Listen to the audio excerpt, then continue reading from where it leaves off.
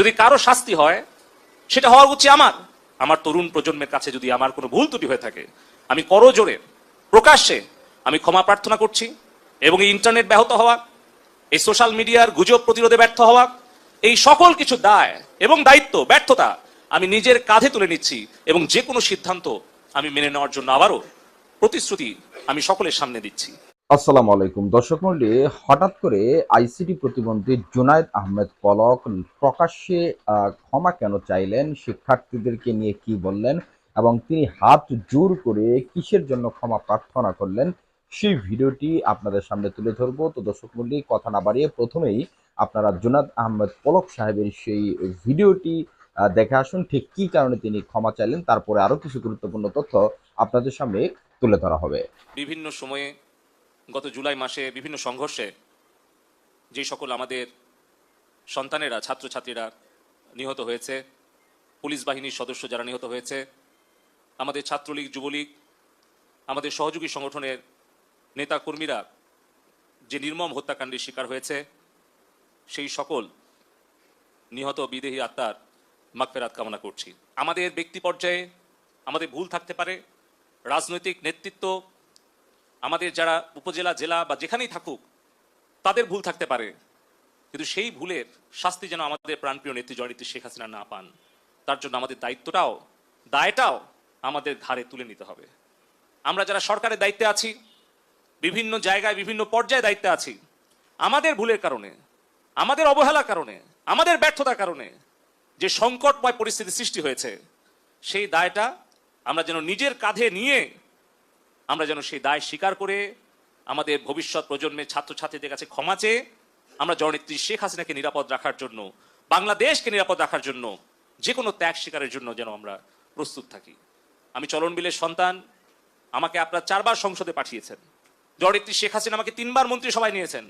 এই চলন বিলের কাদামাটি থেকে আমাকে চলন বিল পর্যন্ত, সিলিকন ভ্যালি পর্যন্ত কাজ করার সুযোগ করে দিয়েছেন। আমার যে দায়, আমার যে ব্যর্থতা, সেটার দায় এবং দায়িত্ব আমি নিজের কাঁধে নিয়ে যদি জননেত্রী শেখ হাসিনা যে কোনো শাস্তি অথবা আমাকে যে কোনো সিদ্ধান্ত দেয়, সেটা আমি মাথা পেতে নিয়ে আমি বঙ্গবন্ধুর আদর্শের সৈনিক হিসেবে, জননেত্রী শেখ হাসিনার কর্মী হিসেবে, আওয়ামী লীগের একজন কর্মী হিসেবে আমার তরুণ প্রজন্মের কাছে যদি আমার কোনো ভুল ত্রুটি হয়ে থাকে আমি করজোড়ে প্রকাশ্যে আমি ক্ষমা প্রার্থনা করছি। এবং এই ইন্টারনেট ব্যাহত হওয়া, এই সোশ্যাল মিডিয়ার গুজব প্রতিরোধে ব্যর্থ হওয়া, এই সকল কিছু দায় এবং দায়িত্ব ব্যর্থতা আমি নিজের কাঁধে তুলে নিচ্ছি এবং যে কোনো সিদ্ধান্ত আমি মেনে নেওয়ার জন্য আবারও প্রতিশ্রুতি আমি সকলের সামনে দিচ্ছি।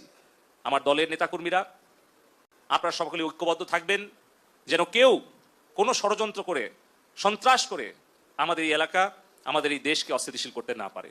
ইনশাল্লাহ মহান আল্লাহ পাক উপরে আছেন, আমাদের নিয়ত সহি আছে, সঠিক আছে। ইনশাল্লাহ জননেত্রী শেখ হাসিনার নেতৃত্বে আমরা বঙ্গবন্ধুর স্বপ্নের বৈষম্য মুক্ত সোনার বাংলা গড়ে তুলব, আমাদের ভবিষ্যৎ সন্তানদের জন্য নিরাপদ বাংলাদেশ গড়ে তুলব।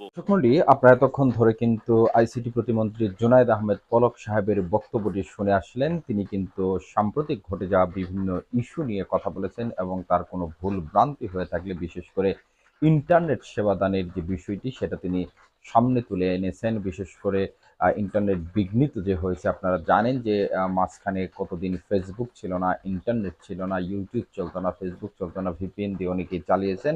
এক কথায় বলতে গেলে ওয়াইফাই থেকে শুরু করে ব্রডব্যান্ড লাইন, তার পাশাপাশি মোবাইল ডাটা সবকিছুই কিন্তু বন্ধ করে দেওয়া হয়েছিল এবং সেটা নিয়ে তিনি ক্ষমা চেয়েছেন। তার পাশাপাশি সাধারণ ছাত্রলীগ, যুবলীগের কর্মী থেকে শুরু করে পুলিশ সদস্য যারা হতাহত হয়েছে তাদের প্রতি তিনি মাগফিরাত কামনা করেন। তার পাশাপাশি যে কথাগুলো তিনি বলেছেন সেগুলো যদি আপনারা শুনে থাকেন, সেই আলোকে আপনার মন্তব্য, অর্থাৎ জুনায়েদ আহমেদ পলক সাহেব যে বক্তব্য রেখেছেন তার পরিপ্রেক্ষিতে আপনার মূল্যবান মন্তব্য আপনি অবশ্যই কমেন্ট বক্সে লিখে জানিয়ে দিতে ভুলবেন না।